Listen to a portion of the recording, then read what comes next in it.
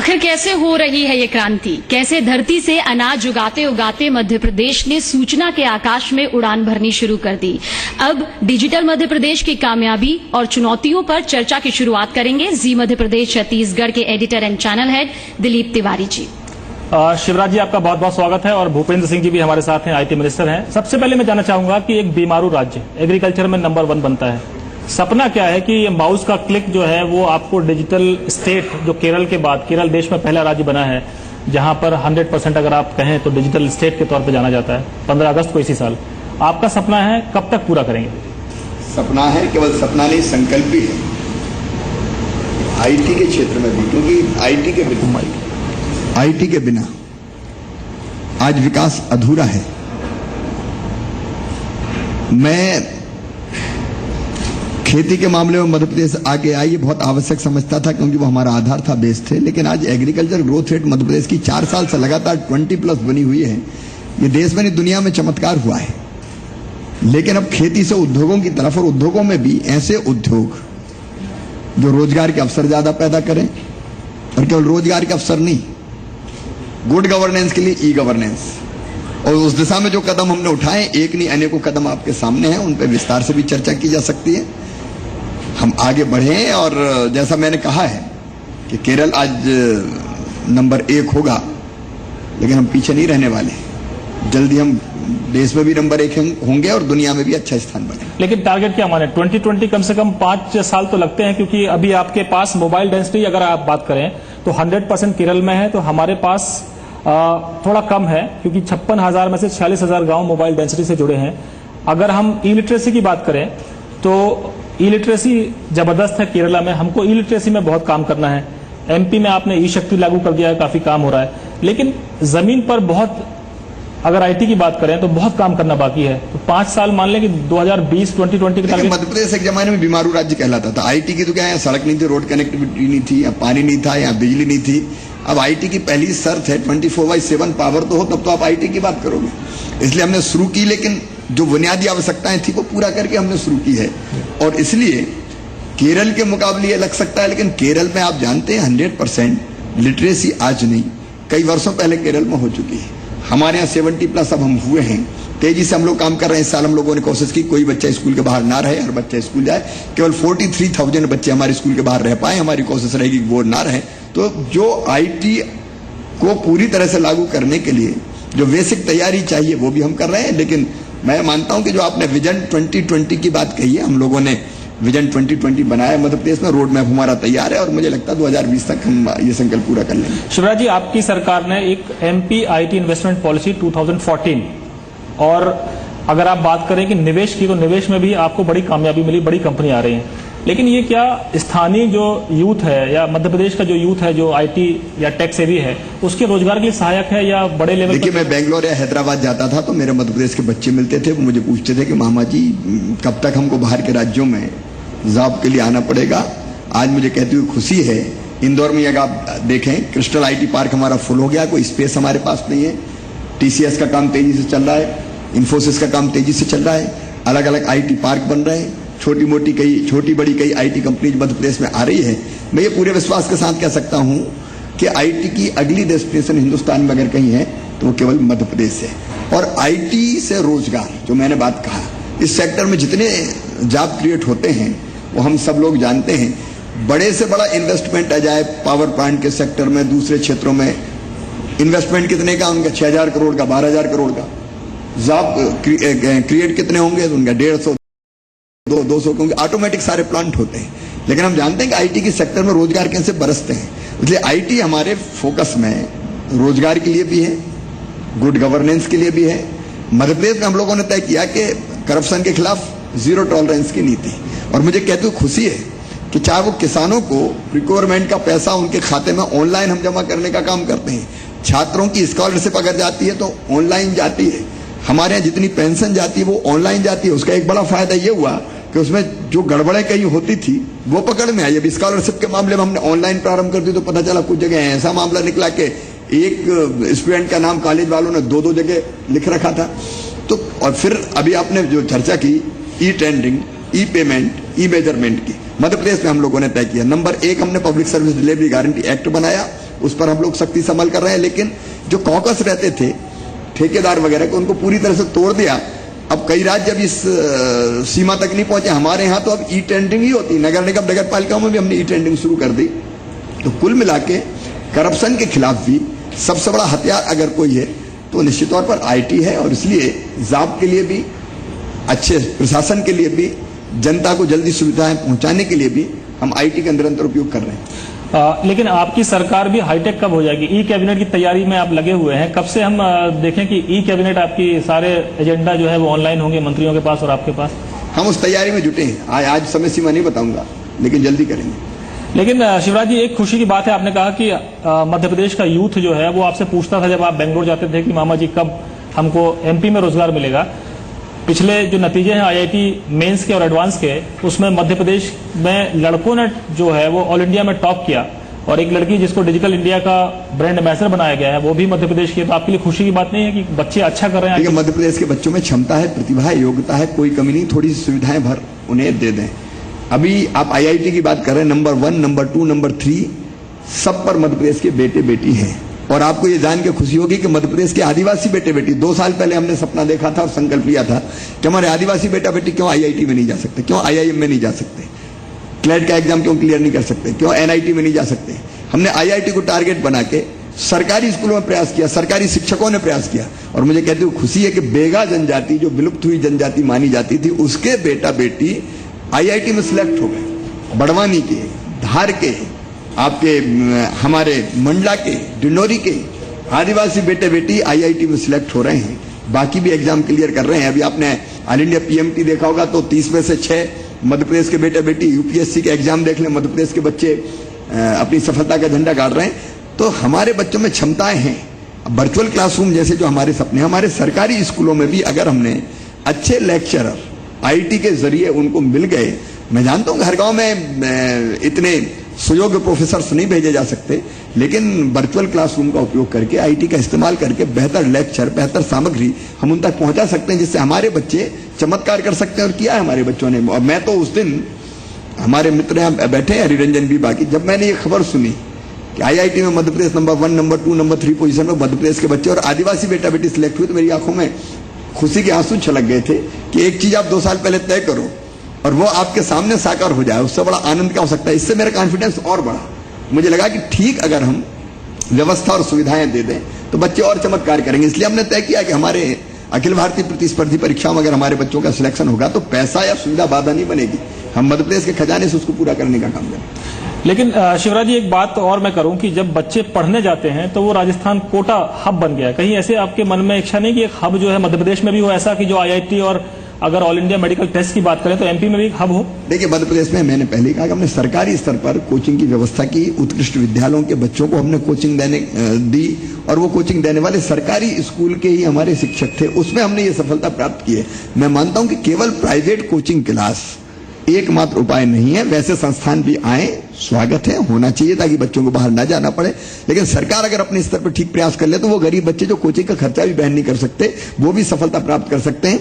तो हम दुगने उत्साह से इस काम में जुटे हैं कि सरकारी व्यवस्था भी हम ऐसी करें जिसमें बच्चों को हम ठीक से गाइड कर पाए। लेकिन शिवराज जी, एक सामंजस्य हो सकता है कि जो पैसे देने में सक्षम है वो फीस दें और जो गरीब है उनको कोचिंग संस्थान प्राइवेट जो निवेश करेंगे आपके यहाँ और बड़ा पैसा भी आएगा, वो उनको फ्री में एजुकेशन दें। नहीं, दोनों रास्ते हो सकते हैं। विशुद्ध रूप से सरकारी व्यवस्था भी हम करने का लागू करने का प्रयास कर रहे हैं, लेकिन प्राइवेट सेक्टर को भी इनकार कहीं नहीं, मिलकर भी साथ काम कर सकते हैं। एक पॉलिसी आपने और लागू की, MP BPO and BPM industry investment policy 2014।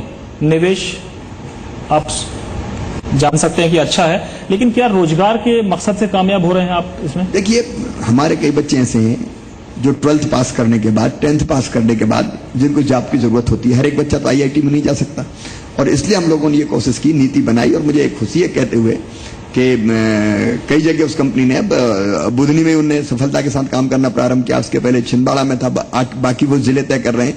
और एक ही जगह बीपीओ के माध्यम से 300-300, 400-400 बच्चों को रोजगार मिल रहा है और वहीं पे बैठ के वो माउस से खेल के पूरी देश में और दुनिया में सेवाएं देने का काम कर रहे हैं। इसको और तेजी से हम आगे बढ़ाने का काम करेंगे ताकि अगर कम पढ़े लिखे बच्चे भी हैं तो एक स्टेज के बाद, प्रशिक्षण के बाद उनको रोजगार मिल जाए। शिवराज जी, आपके सारे जिले जो है मध्य प्रदेश के ई डिस्ट्रिक्ट हैं, लेकिन जो बैंक खातों को आधार से जोड़ने का काम है उसमें अभी थोड़ा 100% आपको अचीवमेंट 100% सफल तो उसमें प्राप्त कर लेंगे, उसके पीछे हम पड़े हुए हैं। जल्दी 4G हमारे यहाँ, मैं समझता हूँ सबसे पहले 4G मध्य प्रदेश में ही तेजी से हम काम पूरा करने का काम कर रहे हैं। उसके बाद तो हम हर गांव को इंटरनेट से जोड़ने में सफल हो जाएंगे। जिस दिन हमने ये काम कर लिया, मेरे गांव स्मार्ट विलेज बन जाएंगे। मैं केवल स्मार्ट सिटीज की बात नहीं करता, मेरा सपना है कि मैं गांव को भी स्मार्ट बनाऊं। और गांव को स्मार्ट बनाने के लिए रोड कनेक्टिविटी चाहिए, 24/7 पावर चाहिए, अच्छा शुद्ध पीने का पानी चाहिए, स्कूल बिल्डिंग, आंगनबाड़ी भवन, खेल का मैदान चाहिए। और सबसे बड़ी बात है कि अगर आपने इंटरनेट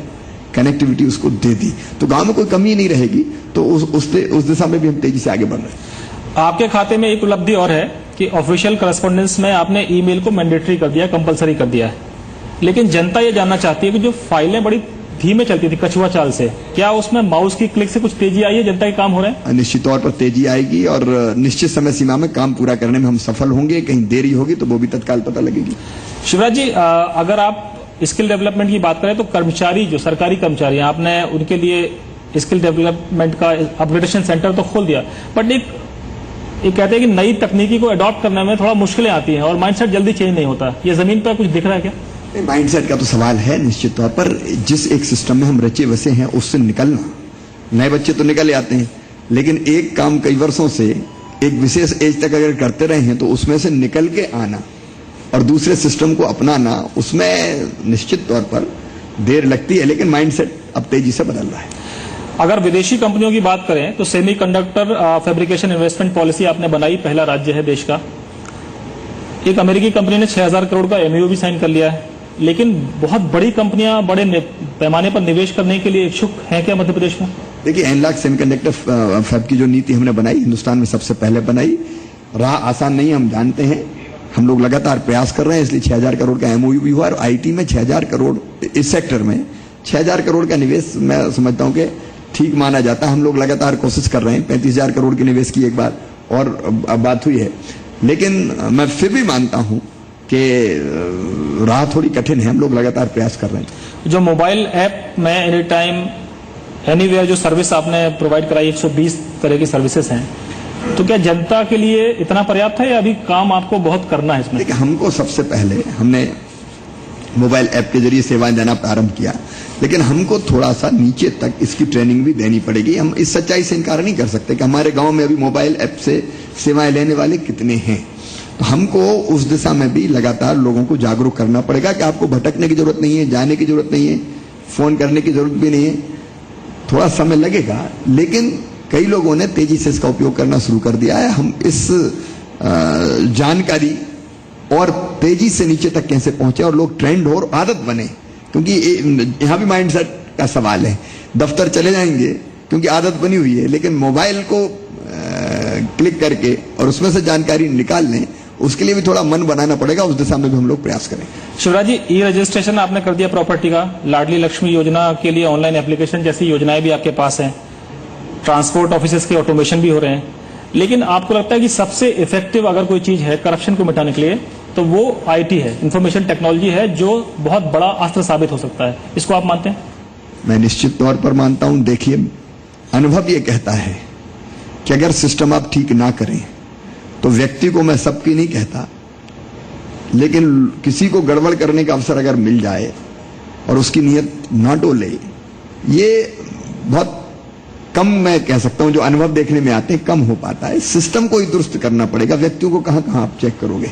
ये इंसान बड़ी खतरनाक चीज है। ये चाहे तो विकास की ऊंचाई, मतलब मानवता के कल्याण के लिए चमत्कार करके दिखा दे, और ये अगर इसकी नीयत डोली तो ये कहां तक गड़बड़ करेगा, इसका कोई ठिकाना नहीं है। आप मैनुअल कब तक चेक करोगे? इसलिए हमने तय किया कि सिस्टम ही हम ऐसा बना दें कि जिसके कारण गड़बड़ी की आशंका ही ना रहे। और इसलिए 3 चीजें जो हमने की है, उनमें से पहली चीज मैंने जैसे कहा, public service delivery guarantee act बनाने का हम लोगों ने काम किया। दूसरी चीज जो हमने की कि हम कैसे ऑनलाइन ज्यादा से ज्यादा सेवाएं दे पाएं, ताकि गड़बड़ करने की संभावना ही ना रहेगा, बांस ना बजेगी, बांसुरी करने का मौका ही नहीं मिलेगा। आप ऐसी स्थिति में क्यों छोड़ते हैं कि उसका मन डोल जाए? और इसलिए ये बहुत बहुत उपयोगी है गुड गवर्नेंस के लिए, करप्शन मिटाने के लिए। उसमें लगातार हम लोग कोशिश कर रहे हैं। अब जैसे अब कई चीजें हमने ऐसी की है, अब हम लोगों ने बच्चों को जो स्कॉलरशिप दे रहे हैं ऑनलाइन, उसी में एक उदाहरण निकल के सामने आ गया कि कहीं गड़बड़ थी तो पकड़ी गई। तो इस तरह के कई तरह के हमने प्रयास किए जिसके कारण मैं समझता हूँ पारदर्शिता बढ़ रही है। शिवराज जी, आईटी की बात करें या कम्युनिकेशन की बात करें तो महाराष्ट्र के किसान और पंजाब के किसान व्हाट्सएप ग्रुप में हैं और एक दूसरे से जानकारियां शेयर करते हैं कि भाई अब फसल में कौन सी दवाई छिड़के और कैसे करें और मौसम कैसा चल रहा है, और सब जानकारी एक दूसरे से शेयर करते हैं। लेकिन जब मध्य प्रदेश के किसानों की बात आती है तो आपके दिमाग में कोई ऐसा उपाय है कि मध्य प्रदेश का किसान इतना एम्पावर्ड हो आईटी के जरिए कि आपकी सारी योजनाएं उसके पास बैठे बैठे पहुंच अब जाए? हम लोगों ने ये प्रयास किया है कि तेजी से सारी योजनाएं आईटी के जरिए पहुंचे। मैं मानता हूं कि अभी हमारा किसान इस मामले में उतना फॉरवर्ड नहीं है, लेकिन लगातार हमारे प्रयास जारी, और हम लोगों ने अभी भी सोयाबीन की फसल को जो नुकसान हुआ कुछ जगह, उसमें हम लोगों ने ये प्रयास किया कि बाकी सारे माध्यमों के साथ साथ आईटी का हम उपयोग करके किसानों को वो व्हाट्सएप पे फोटो भेज दे और यहां से कृषि वैज्ञानिक हो, कृषि विभाग के अधिकारी कर्मचारी हो, उसको तत्काल उत्तर दे दे कि आप अगर ये ऐसे पत्ते हैं इसके तो ये दवा आप छिड़किए। तो ये प्रयोग हमने शुरू किया, पिछली कैबिनेट में उसका विस्तार से प्रेजेंटेशन भी मैंने करवाया था। तो हम दोनों चीज कर रहे हैं, एजुकेट भी कर रहे हैं और सुविधाएं देने का काम भी कर रहे हैं। शिवराज जी, आपने आईटी पार्क बना दिए हैं, मध्य प्रदेश में काफी कंपनियां आ रही हैं, लेकिन जो स्थानीय कंपनियां हैं, जो अगर आप कहें डोमेस्टिक कंपनियां, मध्य प्रदेश की जो कंपनियां हैं, वो कहती है जब ई टेंडरिंग की बात आती है तो हम पिछड़ जाते हैं बड़ों से मुकाबला करने में, क्योंकि बड़ी बड़ी कंपनियां, बड़ा बड़ा टर्नओवर है। कुछ उनके लिए कुछ उपाय करेंगे खास? आप देखिए, प्लस माइनस तो कुछ चलेंगे, सब चीजें एक साथ नहीं हो सकती।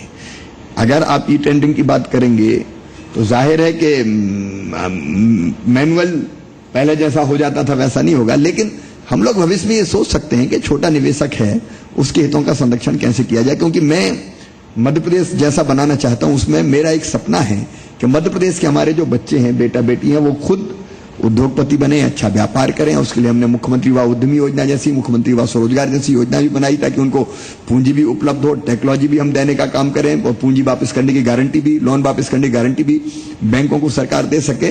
तो हम कुछ कदम हमने उठाए हैं, लेकिन आगे हम सोचेंगे कि इसमें जो छोटे निवेशक हैं उनके हितों का, क्योंकि हमारे बच्चे जो इंजीनियर हैं उनको भी हम ट्रेन करके कॉन्ट्रैक्टर बना रहे हैं। हमारे इंजीनियर बच्चे कॉन्ट्रैक्टर क्यों ना बने, और उसके लिए हमने मुख्यमंत्री युवा कॉन्ट्रैक्टर योजना बनाई है। तो उनके हितों को कहीं ना कहीं प्रोटेक्ट हमको करना पड़ेगा, उस दिशा में हम लोग प्रयत्न करेंगे। लेकिन जो अपना टैलेंट है एमपी का, एक तो कोटा आप दे नहीं सकते कि कंपनियों से आप कह नहीं सकते कि आप हमारे बच्चों को ही रोजगार दें, लेकिन कोई बात हो सकती है कि जब एमओयू साइन हो तो कम से कम कुछ हिस्सा मध्य प्रदेश के आईटी प्रोफेशनल को जरूर जाए। हम लोगों ने जो निवेश की अपनी नीति बनाई है उसमें यह तय किया है कि 50% रोजगार कम से कम स्थानीय नौजवान बेटे बेटियों को देना होगा। ये हमारी नीति में ही है, उद्योग नीति में है। आईटी भी उससे जुड़ी हुई है, आईटी उससे अलग नहीं है। 50% कम से कम कोशिश तो ये कि ज्यादा से ज्यादा दें, लेकिन दूसरा भाव ये रहता है मन में कि हम इतने संकीर्ण ना हो जाएं कि हम दूसरे को घुसने ही ना दें। अपन तो ये मानने वाले हैं, हमने जब पर अभ्यति गणना लघु चेष्टा उदार चरिता नाम तू वसुदेव कुटुंबकम, तो अपने भाई बहनों को थोड़ा घुसने का अवसर भी रहे और थोड़ा प्रोटेक्ट भी कर पाए ताकि मध्य प्रदेश के बच्चे ना रह जाएं। तो वैसी हमारी नीति।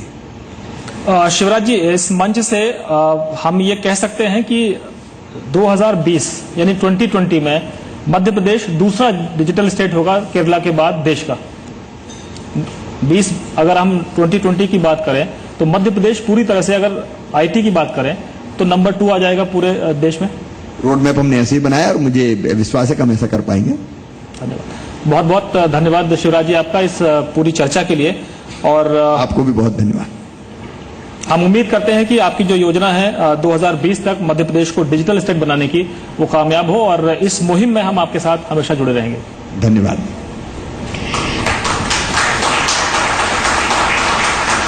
इस खास चर्चा के लिए दिलीप तिवारी जी बहुत बहुत शुक्रिया आपका, और मुख्यमंत्री शिवराज सिंह चौहान जी, आपने भी मंच के जरिए यहां पर यह बताया कि आईटी डेवलपमेंट को लेकर आखिर किस तरह की आगे की राह है वो आसान हो सकती है और किस तरह से मध्य प्रदेश आगे और तरक्की कर सकता है। लेकिन देश का दिल यहां पर मध्य प्रदेश को कहा जाता है, और मध्य प्रदेश को मजबूती आखिर किनके जरिए मिल रही है उन्हें सम्मानित भी करना यहां पर जरूरी हो जाता है। तो आइए अब हम एक एक करके उन लोगों को बुलाना चाहेंगे जिन्होंने डिजिटल मध्य प्रदेश बनाने के लिए अपना अहम योगदान दिया। नेटलिंक सॉफ्टवेयर ग्रुप की डायरेक्टर मिस सोनल अनुराग श्रीवास्तव,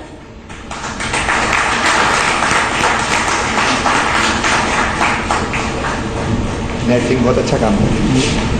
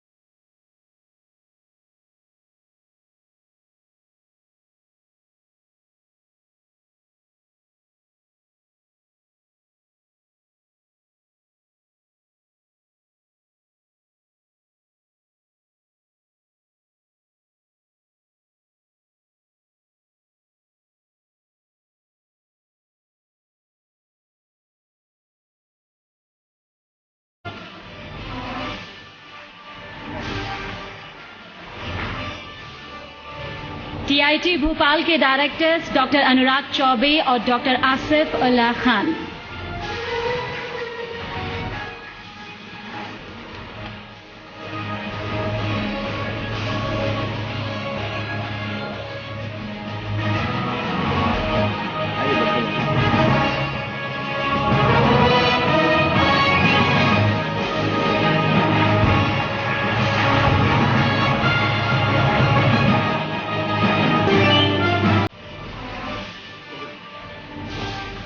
और नव दुनिया के जनरल मैनेजर श्री नीरज पांडे।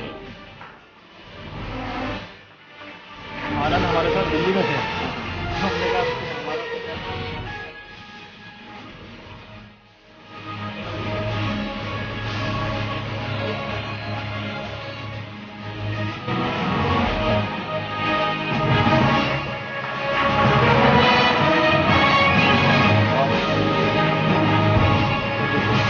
उम्मीद है कि आने वाले वक्त में डिजिटल मध्य प्रदेश बनाने के लिए और भी नाम लगातार सामने आएंगे ताकि देश के दिल को और ज्यादा मजबूती दी जा सके। अब हम दिलीप तिवारी जी से निवेदन करेंगे कि वो मुख्यमंत्री शिवराज सिंह चौहान जी को और भूपेंद्र सिंह जी को शॉल भेंट करें।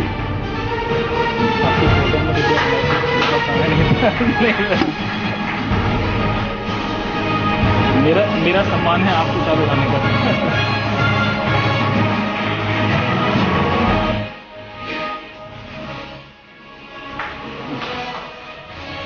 भूपेंद्र जी से हमसे इन्होंने वायदा लिया कि हम कुछ नहीं बोलेंगे।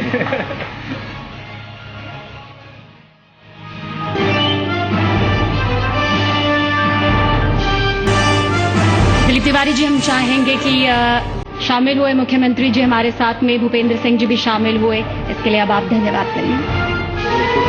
मैं धन्यवाद करना चाहता हूं माननीय मुख्यमंत्री जी का, माननीय भूपेंद्र सिंह जी का, विधायक जी हमारे हैं रामेश्वर जी, हरिरंजन राव साहब हैं, आप सबका, और जो हमारे साथ एसोसिएटेड हैं सब लोग, उनसे मैं यही कहना चाहता हूं कि हर वो अच्छा काम जो मध्य प्रदेश की सरकार करती है, हर वो अच्छा काम जो जनता के लिए है, हर वो अच्छा काम जो देश में जाना चाहिए कि मध्य प्रदेश ने कहां अच्छा काम किया है, क्योंकि खबरें सिर्फ नकारात्मक नहीं होती हैं, खबरें सकारात्मक भी होती है। और हमारी कोशिश है कि हम वो मंच बने, हम वो आवाज बने, और आपकी आवाज, आपका भरोसा बने। और हम ये वायदा करते हैं इस मंच से कि हमेशा ये काम हम करते रहेंगे, एक पत्रकार होने के नाते और एक पत्रकारिता के प्रमुख संस्थान होने के नाते। और मैं ये विश्वास दिलाता हूं कि केवल नकारात्मक खबरें करना हमारा मकसद नहीं है, हमारा मकसद ये है प्रदेश की जनता या सरकार जो अच्छा काम करती है देश और दुनिया में, वो जरूर जाना जाए। धन्यवाद।